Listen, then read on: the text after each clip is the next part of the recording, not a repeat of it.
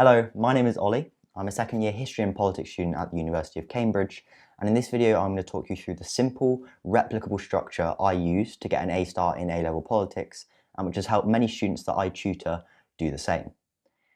When tutoring, I found that most students have the knowledge and ability to analyse needed to get the top grades, but there was simply a kind of ability to write essays or knowing how to and a structure that was missing, which is actually something which is really easy to implement and what I'll teach you in this video. It's definitely not the only way to get top grades. This isn't the only structure you can use for the different parts of the essay. I'm just showing kind of what's worked for me and what's worked for my students. And this structure is also very transferable to other subjects, history and politics and other questions within the politics A-level, but is specifically tailored to the full essay questions for UK politics and UK government, which are in all exam boards, whether they're 25 markers or 30 markers. This video is structured into 5 key sections. First one is how to plan an essay. The second one is how to structure an essay and kind of form your overall argument. The third is how to write and structure introductions. The fourth is how to write and structure main paragraphs, and the fifth is how to write and structure conclusions. And there'll be a lot of examples for all of these so that you can properly see how it works out in practice. The PDF I'm using in this video, which you should be able to see up there, can be found if you follow the first link in the description, where you'll also be able to find lots of other A-level politics content, such as full A-star essays, which you can look through, which will also be annotated, as well as an opportunity to sign up for tutoring with me if that's something you'd be interested in. I'll also shortly bring out lots of other A-level content, including a video on how to answer and approach source questions, so make sure to subscribe and sign up to my email newsletter below if that's something you want to be notified on. Make sure to stick around to the end if you want to find out a bit more about that, but without further ado, let's get into it. So as you can see up there, the first section is on planning.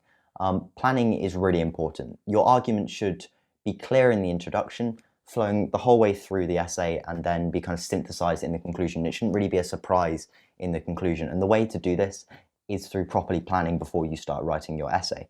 It also kind of allows you to include the key points on either side and make sure you're not missing anything out. So what you need to do to plan is to first, whether you're writing this down in an exam or kind of thinking it in your head, is to think of the key points on either side. And I'd kind of recommend writing them down. You'll need at least kind of 2 points for either side, but kind of more is of course better, and then it will also allow you to prioritize and pick the best ones. So that's the first thing, picking out all your points and possible kind of, I suppose these later work into paragraphs, but all your points on either side of the argument. Then you need to think of your overall answer to the question. One really useful way to do this is actually to write down a one-sentence answer to the question. So you know, this is my answer to the question, this is my argument, and then that will allow you to kind of keep that flowing through the whole of your essay. So I've got an example here for the essay question, evaluate the effectiveness of the UK opposition at holding the UK government to account. So as you've seen here, I've kind of written down points on either side. Prime Minister's questions gives the opportunity for scrutiny, and obviously against it's also the Prime Minister's questions, the scrutiny of it is often criticised for being too boisterous and not really proper scrutiny. The other means of scrutiny, select committees, ministerial questions, you can read through them yourself. So yeah, just the key point is write down the points on either side, and then you have an overall argument as well.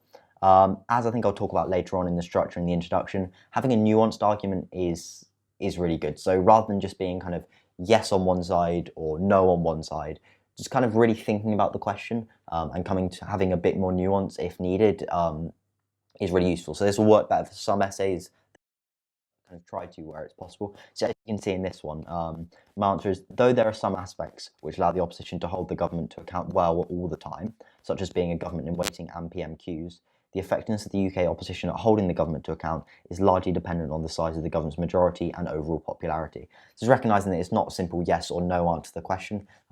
It really varies based on the kind of strength of the opposition, the strength of the government, and that's really writing down all the points on either side before you think about your overall argument and before you start writing your essay allows you to really consider all sides of the argument and come to a more nuanced argument.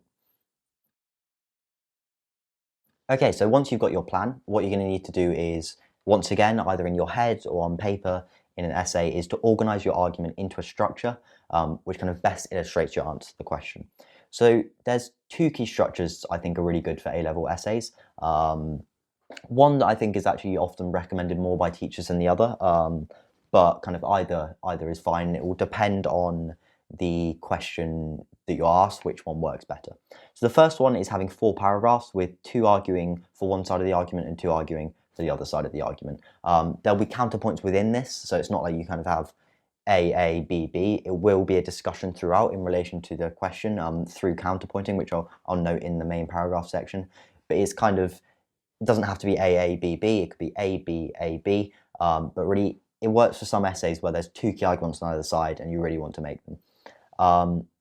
The second structure, which I think is recommended more by teachers, and I think is probably better, but doesn't work for some essays. It's easier to do the other structure for some essays, is having 3 or 4 paragraphs which have kind of a key topic or point of the question in each of them, and then having for and against within that paragraph. So for example, as you can see here, once again for the same question, you could kind of sort this into 4 paragraphs. You could look at PMQs and then have the arguments for the opposition being effective and ineffective in that and come to a kind of conclusion within the mini paragraph. And then the same for ministerial questions, select committees, for the use of the media and non-parliamentary means of scrutiny, and then kind of more of a summary paragraph for bringing together other points at the end with kind of opposition days and acting as a government in waiting, and have for and against within all of those paragraphs. This question, as I kind of put here, is one that's more suited to that argument because there's a lot of, so kind of some of the key arguments to the question center around the same topics. You kind of have PMQs is good scrutiny versus PMQs isn't good scrutiny. And having those as kind of 2 separate paragraphs doesn't work as well. It kind of lends itself to being able to put them together into one topic paragraph. So as I said, there are some essays where one will work better, some where the other will work better. Either is fine, but you need to make sure you know which one you're going to use before you start writing your essay. And a kind of key idea is that when you're sorting into these paragraphs, whichever structure it is put the kind of key points first, which you will also set out in the main paragraphs, kind of through prioritizing at the start of your start of writing your paragraphs, as I'll show you in the main paragraph section. But kind of, yeah, start with the key arguments, the most important ones. Just show those to the examiner first. Okay, so moving on to the introduction section. First, looking at what's the purpose of an introduction. So it's kind of the first thing the examiner sees from you. So part of it, as I've put in the third bullet point here, is it's kind of really generally showing your skill and interest in politics. But it's also, much more importantly than this, is introducing your argument to the question and how you're going to structure your argument, kind of the main paragraphs, main points on either side, and setting out the debate and question you're engaged in and showing kind of knowledge of it. I've got a kind of really simple formula I recommend to students for doing this. It's effectively 3 sentences or 3 kind of groups, which kind of makes it really easy to go into exam thinking, okay, I need to do A, B, C, and then you're ready. So as you see here, the first of these is 1 sentence setting the scene, kind of showing you know the importance of the question to overall politics. And this is really for showing your skill as a politics student to the examiner. So kind of going down to the examples here, for the question, evaluate the view that Prime Minister's question should be abolished. For a kind of A-star example, it's this one here. Prime Minister's questions is a deeply divisive part of the UK political system with significant debate over its value as a very theatrical method of scrutinising the executive. That shows a knowledge of PMQs and its importance to politics, and really shows the examiner you're really thinking about politics, you know, and are interested about politics. Then the second part of this formula is a couple of sentences setting out the key arguments on either side. So once you've planned, you have the key arguments, you'll be deciding, you would have put them into a structure, and then it's simply setting them out. So you could say, it will be something like, on the one hand, some people oppose PMQs, arguing X, Y, and Z, and your X, Y, and Z will be your key arguments in the paragraphs. And on the other hand, others support it and suggest it shouldn't be abolished, citing the fact that X, Y, and Z. Once again, setting out your key arguments and the paragraphs to the examiner. I'll go through the full example here in a moment just so you can see it. And then finally, and the most important part is, once you've set out this first sentence kind of introducing. Then you've got your paragraphs, is you really need to have your answer to the question. So we wrote down a one sentence answer to the question in the plan. You can do that, you can just use that. So it's really setting out your argument and answer to the question, showing the examiner, okay, this is my argument, and then this is how I'm going to set it out through the rest of the essay. The rest of the essay will develop the argument, but you need to make sure, okay, showing the examiner, this is my argument.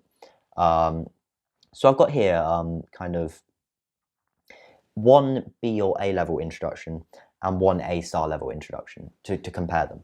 So as you can see, the B level introduction does have a really good introduction question.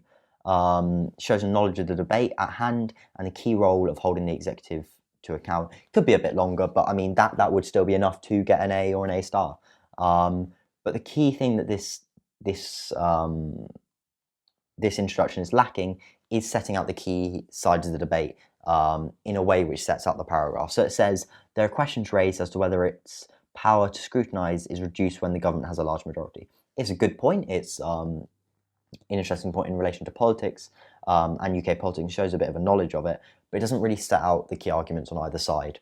What it does do is set out argument in relation to the question, which is really good. The most persuasive thesis is that Prime Minister's question should not be abolished. Really good. Uses the terms of the question, but of course, once again, it could be a bit more nuanced. So rather than saying it should be abolished or it shouldn't be abolished, just simply answering the question, which is good and is definitely enough to get a B or an A and will be relevant for some questions. Kind of having a bit more nuanced conclusion is better, which you'll see in the A star level introduction. So if you kind of pause and take a few moments to read through it quickly, but I'll go through it straight away. So the first sentence, as I said, really sets out PMQs as a topic, shows knowledge of the topic to the examiner, and is really good. And then I think the two key points are these two second parts of the formula. So many, notably former Deputy Prime Minister Nick Clegg, believe it should be abolished, arguing that it doesn't perform its function of scrutinise the executive particularly well, and that its boisterous, loud nature prevents a negative image of politicians to the public. So that sets out the key arguments on one side of the question, which are then going to work into the paragraphs. So as you see, you have doesn't perform its function of scrutinising the executive particularly well, and then its boisterous, loud nature prevents a negative image of politicians to the public. That's two key arguments which will form the paragraphs in relation to the question for one side of the argument.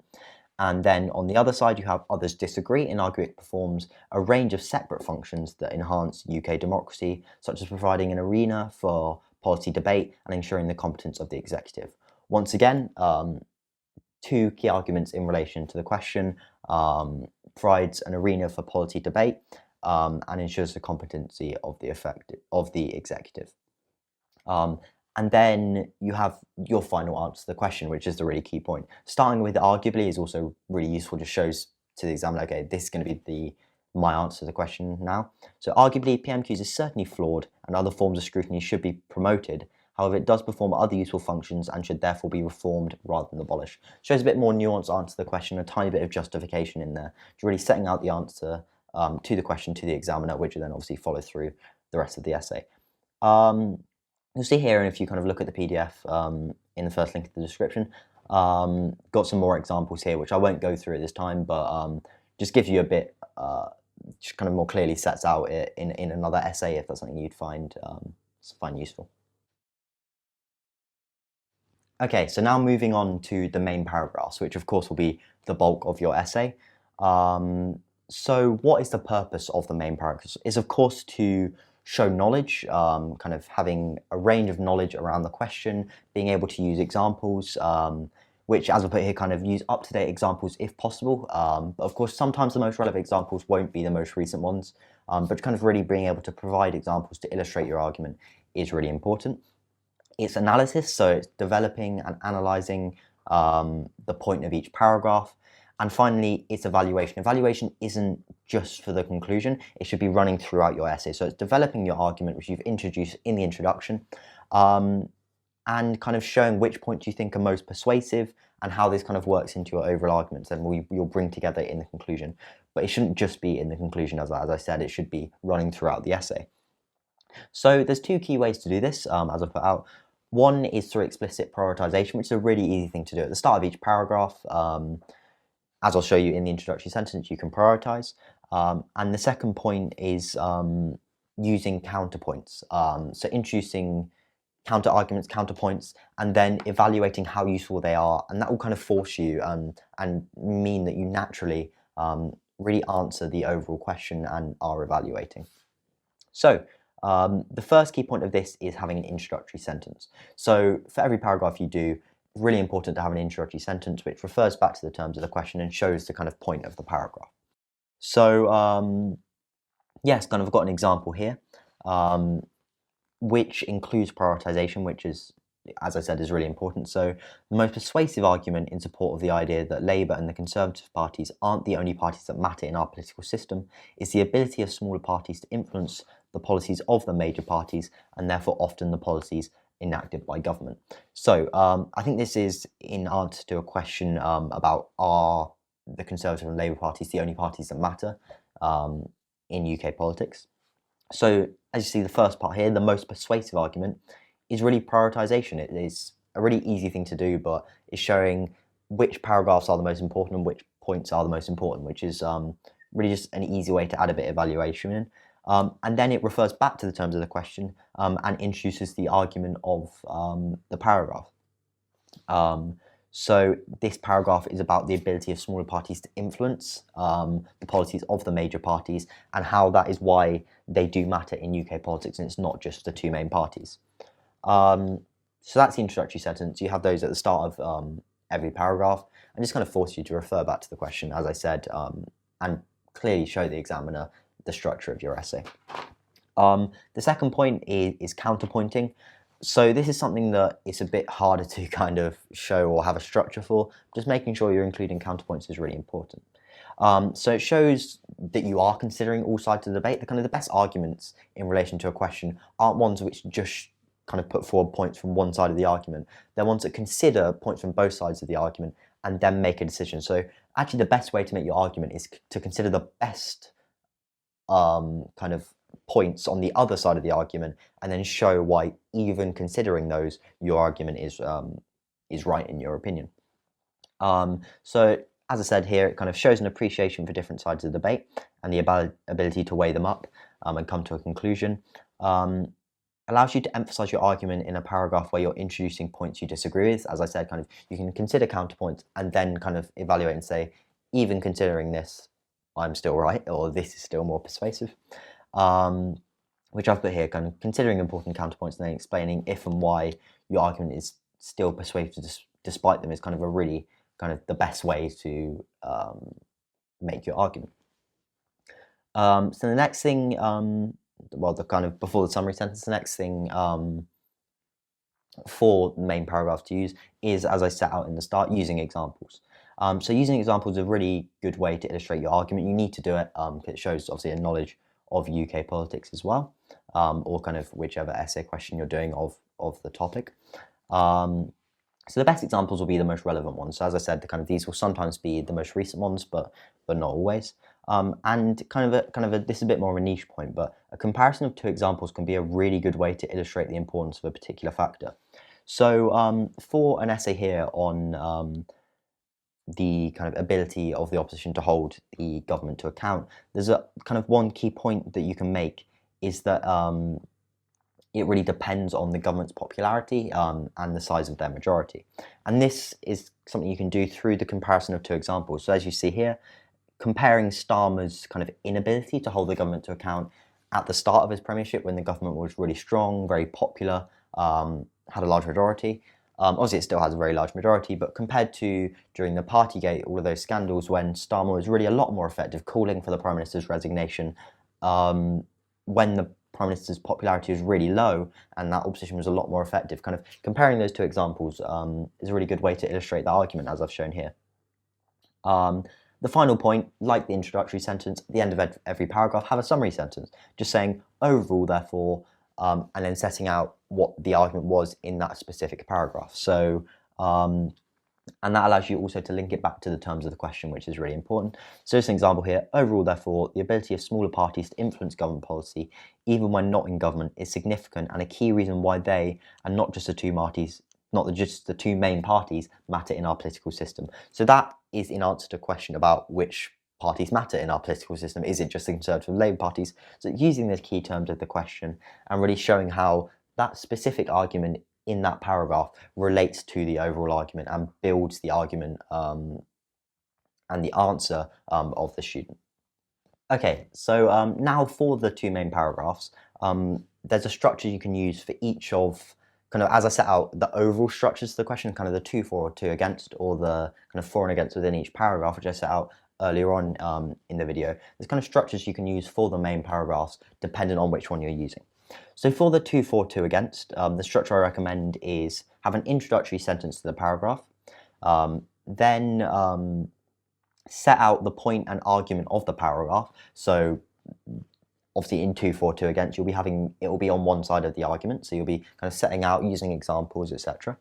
And then what you can do is provide counterpoints and evaluation of the strength of those counterpoints. So counterpoint your overall argument, and then kind of say, okay, how important are these counterpoints, and come to a bit of evaluation in relation to it. And then at the end, once again, as I said, for both structures is going to be the case, have a summary sentence, explicitly linking back to the terms of the question and evaluating kind of the point of the overall paragraph. So if you pause the video, you see here and kind of read through it quickly. See, I've got an example kind of A-style paragraph for the question, evaluate the argument. There are more advantages to having a codified constitution than remaining with an uncodified constitution. And I've kind of highlighted key points here. So at the start, you've got that introductory sentence, which has prioritization and necessity importance of the paragraph. Then you've got kind of a key section setting out the key argument of the paragraph using examples. But then you've got providing a counterpoint, which is really important, but then kind of providing a counterpoint to the counterpoint in order to kind of really evaluate the importance of it and your overall argument. And then finally, at the end here, kind of starting with on balance. So start with on balance, overall, something like that, kind of really forces you to have that summary sentence at the end, just kind of summarizing how important that point is to the overall argument and summarizing, okay, what is my conclusion for this specific kind of part of the essay. So now moving on to the second structure, the kind of for and against within each paragraph. It's very similar. You have that introductory sentence, but then it's a bit different. You kind of set out the first side of the argument, then you set out the second side of the argument, and then kind of have a bit of a mini conclusion bit within, saying which one you which one you agree with the most. So rather than having counterpoints, you kind of don't need it because it kind of is you kind of have both sides of the argument. They are kind of innately counterpointing each other. And then once again, have your summary sentence at the end, linking it back using the terms of the question and linking it back to your overall argument. So I've got an example here for evaluate the effectiveness of the UK opposition at holding the government to account. This one's slightly different because often it'll be kind of first side of the argument, second side of the argument, and then your kind of third bit will be which one you agree with. But in this one, it's kind of arguing that I agree with neither. It's actually dependent on a different factor. So that's actually kind of what this structure lends itself to. You can do that. But obviously it'll be a bit different if you're just siding with mostly with one side of the argument. It'll be something more like overall the first side is on balance more important, though the second side has some useful points or something like that. Obviously it would depend on the argument the paragraph's making. But yeah, you can pause the video to kind of look through this example as well, and kind of I've highlighted the different ways it does it in different points. Okay, and the final kind of part of this structure, and of this video is the conclusion. So the purpose of a conclusion is kind of really to bring everything together, synthesize your argument, and clearly and finally say to the examiner, this is my answer to the question, and showing how you've backed it up and how it's kind of logical, how it's persuasive, and how it's backed up with evidence. So actually conclusions are often something that students find quite difficult. There's a few pitfalls that can be easy to fall into. The first one is that the conclusion coming as a surprise to the examiner. It shouldn't really be a surprise. As I said, kind of throughout the video, you should have your argument set out in the introduction and then worked through in the main paragraph. So by the time you get to the conclusion, the examiner should be expecting what your argument is, should be knowing what it's going to be. So it's kind of more about restating and synthesizing rather than kind of introducing an argument. And this is actually kind of something that students find quite difficult, is like, how do you differentiate it from an introduction? It's quite difficult to kind of explain how in words, but I'll obviously show in the examples. But it's kind of, your introduction is, obviously is in the name, introducing the points, is saying, these are the points on either side, and the conclusion is kind of working through them in relation to your answer to the question, saying, therefore, I am right, or this side is more important because of X, Y, and Z, rather than saying the arguments on one side are X, Y, and Z, and the arguments on the other side are X, Y, and Z. I think it's easier to see. It's hard to explain that in words, but it's easier to see when you look through the examples. And finally, just kind of quite an obvious point is your conclusion shouldn't really be introducing any new arguments or points to, or definitely not examples to the examiner. That should be done in the main paragraph. Conclusion in the name is really to conclude and bring everything together. Finally, a little bit of useful advice for the conclusion is, once again, with the summary sentences in the main paragraphs, is to use that final sentence as a conclusion to really relate it back to the question, use its wording, and finally show to the examiner, okay, I've answered the question really well, this is my argument, give me an A star effectively. So I've got an example conclusion here for the question, evaluate the view that Prime Minister's question should be abolished. So kind of, once again, start by providing a detailed and nuanced answer to the question, and then kind of working through the key points of the essay which kind of really support your answer to the question. You can consider some counterpoints, like some of the points that you on the other side of the argument in this, but it should mainly be focused on which side of the argument you agree with. And this will be quite easy because if you have a structure where in all of the paragraphs you come to a bit of evaluation, this will be quite natural because you'll just go through the different points of the paragraphs. So you'll say, for example, the first one we had with PMQs, then Minister's question, you should say, so if your argument is kind of overall it's dependent on majority, you can say PMQs, the effectiveness of PMQs of scrutiny is dependent on the majority. This is the same for Minister's questions. This is the same or similar for the media, though it's a bit different. Therefore, overall, the ability of the UK opposition to hold the government to account is largely dependent on the size of the government's majority. And then finally, you can see here at the end, obviously you can pause and look through this in more detail. It has that summary sentence really using the terms of the question, and finally stating to the examiner, this is my answer to the question. Okay, so that was kind of all of the different sections that I think are most useful: the plan, the structure, the introduction, the main paragraphs, and finally the conclusion. I hope you found it useful. Obviously, let me know any feedback you have in the comments or any questions you have. Before you go, I've got a couple of things to tell you about that if you think you'd benefit from a bit more help or a bit more detail. As I kind of set out in the introduction, if you follow the first link in the description, you have a link, or you'll be able to see the PDF, which should have been up there throughout the video. Also make sure to subscribe so you get notified when I release new videos on A-level politics, which are coming very soon, especially in relation to the source question, which I know quite a few students find quite difficult. And then if you think you'd benefit from a bit more, I've got some paid content which you can look at through following the same link in the description. First one is I'm selling kind of a couple of full annotated exemplar essays, which will kind of really show in detail. You can see it through a whole essay how this structure works, and what a kind of full mark A-star essay looks like. Secondly, I offer tutoring for A-level politics and some A-level history courses. So that's something you're interested in, follow that first link in the description. And you can sign up. So in this, I kind of obviously teach essay writing like this, and I can mark your essays and give them back to you, but also can teach content for A-level politics and history, only some of the A-level history courses, and giving you personalized feedback, which can be really important.